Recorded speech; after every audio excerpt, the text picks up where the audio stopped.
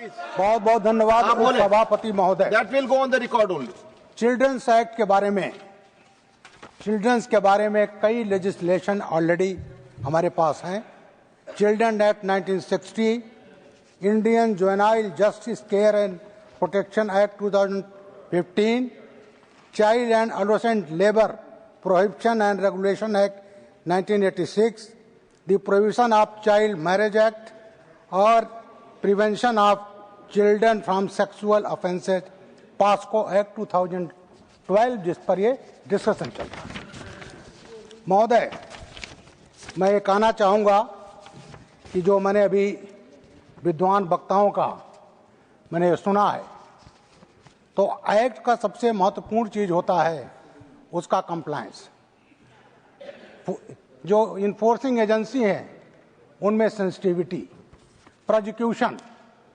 मैं उत्तर प्रदेश में बताता हूँ, उत्तर प्रदेश आता हूँ, मलियाबाद जो लखनऊ के पास में है, ये किसी साहब एक चाइल्ड के साथ घटना हुई and in the case that was conviction was made in 3 days only. तो इसलिए अगर इस टाइप के प्रोविजन हो, राज्य सरकारें इस चीज को करें, जो हमारी अथॉरिटी है राज्य सरकारें इस पर ध्यान दें, तो इसमें काफी चीजें, इसमें बच्चों को न्याय दिलाया जा सकता है। महोदय, एक सबसे महत्वपूर्ण है आज का मोबाइल। मोबाइल ऐसा है, आज बच्चों का एक्सेस है, और मैं समझता हूं खासकर मदर्स, आप देखेंगे छोटे छोटे बच्चे, वो अगर रोता है तो उनको मोबाइल पकड़ा देते हैं, और उसकी आदत मोबाइल से ये हो रही है कि बिना मोबाइल के अगर देंगे तो रोएगा, रोए नहीं तो वो काम कर रही तो मोबाइल दे दिया। जैसे एक जमाने में कहा जाता था, कई स्टेट में थोड़ा सा उसको ओपियम दे दिया जाता था जिससे वो सो जाए, तो हम उसको एडिक्ट बनाते थे। इसी तरह आज हम इनको मोबाइल दे करके उनको एडिक्ट बना रहे हैं कि बच्चा रोए नहीं।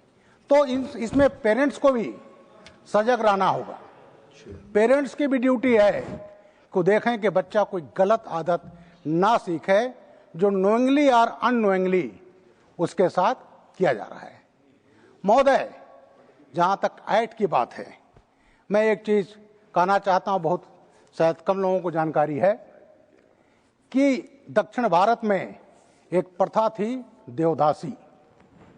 वो प्रथा बहुत दिनों से चली आ रही थी, और उस प्रथा में क्या था, खासकर दलित और आदिवासी घरों के बच्चियों को मंदिरों में दान कराया जाता था, और उस मंदिर में वो देवदासी कहलाती थी, बचपन से डांस करती थी, और उसका अब्यूज होता था। महोदय, मुझे बड़ा दुख इस बात का कहने में, आजादी कितने साल बीत गए, किसी ने उस अब्यूज पर, उस प्रथा पर किसी ने ध्यान नहीं दिया। इस चीज पर अगर ध्यान दिया तो हमारे प्रधानमंत्री नरेंद्र मोदी जी ने, ए सर सुनिए पहले आपस में बात जी, सुनिए पहले। ब्रिजलाल जी ऐसा बताता हूं मैं, 2016 में 2016 में act number 1 SC/ST act 1999 amended in 2016 that was called देवदासी प्रथा। मोदी जी ने उसको क्रिमिनल एक्ट बनाया, SC/ST एक्ट में, that is a criminal act and that system is abolished। मैं अपने प्रधानमंत्री जी को इस बारे में बहुत बहुत धन्यवाद देता हूं कि एक जो इंस्टॉलाइज प्रथा थी उसको उन्होंने एक्ट बनाकर खत्म किया, एक्ट नंबर 1 ऑफ 2016। उस सभापति महोदय, अब इसमें दूसरा, जहां तक क्रिमिनल जस्टिस सिस्टम अभी जो नया आया है, 1 जुलाई 2024 को लागू हुआ है। महोदय, मेरा सौभाग्य था, मैं parliament standing committee on home affair का चेयरमैन रहा, और इस चीज को जो अंग्रेजों के जमाने में जो एक्ट बने, उस एक्ट में उनको मतलब था माल से, देश को लूटने से, उनको महिलाओं के अस्मिता से, उनके साथ बलात्कार से, हत्या से कोई मतलब नहीं था। इसलिए महोदय, हत्या कहां आता था, सीरियल नंबर 302, 302। बलात्कार कहां आता था, 376 ये था महोदय। और मैं समझता हूं आजादी के बाद जब हमारा कॉन्स्टिट्यूशन लागू हुआ तो ये क्रिमिनल जस्टिस सिस्टम बदल जाना चाहिए, जिसको हम कहते हैं गुलामी का कलंक। ये नहीं हुआ महोदय। ये काम किया हमारे प्रधानमंत्री नरेंद्र मोदी जी ने। न्यू क्रिमिनल जस्टिस सिस्टम आया और महोदय उसमें जानते हैं चैप्टर 1 क्या है बीएनएस में? भारतीय न्याय संहिता में चैप्टर 1 है offences against women and children. ये सेंसिटिविटी है, ये मोदी सरकार की सेंसिटिविटी है महोदय कि criminal justice system. Point of order, he is on point of order. Rule number 240. Yes. Irrelevant. Yes. Irrelevant. This is a point. No, I'm just care of will take, please. No, sir, let me come. Will take. So the point is that it's a very the house. There are many more speakers, and Please, let us stick on the subject, please. No point of order, please. Sir, 244 is not a point of order. I've already Thank you, sir. clarified the position, please. तो इस तरह से महोदय जो नया criminal justice लाया गया उसमें पहला चैप्टर है offences against women and children, और सेकंड जो चैप्टर है that is offences against body, जिसमें murder, attempt to murder, all these are in chapter 2। तो ये सेंसिटिविटी है मोदी सरकार की, जिन्होंने क्रिमिनल जस्टिस सिस्टम को करके और जो ऑफेंसेज हैं बच्चों के प्रति, चाइल्ड के प्रति, महिलाओं के प्रति महोदय इसी बीएनएस में लाया गया। अगर 12 साल से कम उम्र की बच्ची है, रेप होता है तो सजा है फांसी की सजा, फांसी की सजा दिया गया महोदय।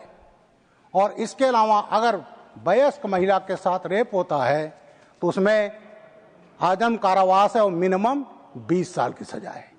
तो ये सेंसिटिविटी सरकार की रही, जिसको इन सब एक्ट में इसको कड़े से कड़े प्राविधान किया गया महोदय। SC/ST एक्ट, SC/ST एक्ट जो मैंने कहा जो अमेंड हुआ 2016 में, उसमें जो दलित महिला है, जिसको हम अनुसूचित जाति, अनुसूचित जनजाति के महिला, उसमें क्या प्रोविजन किया गया?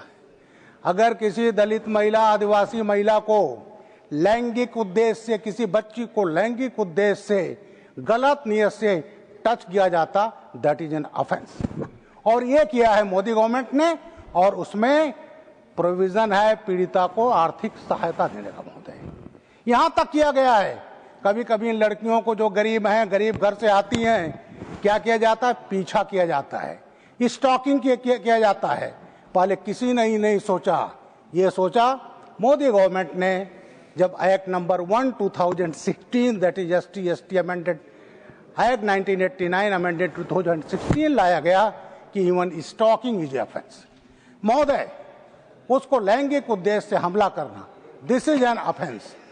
और इसके अलावा महोदय बलात्कार में, अगर बलात्कार हो गया SC/ST महिला के साथ किसी गैर ST/ST से, तो 8 लाख रुपया महीना एक मुश्त उसको डॉक्टरी मुआयने के बाद अगर प्रूव्ड हो गया तो उसको आर्थिक सहायता ये दिया है मोदी गवर्नमेंट ने, जो पहले नहीं था।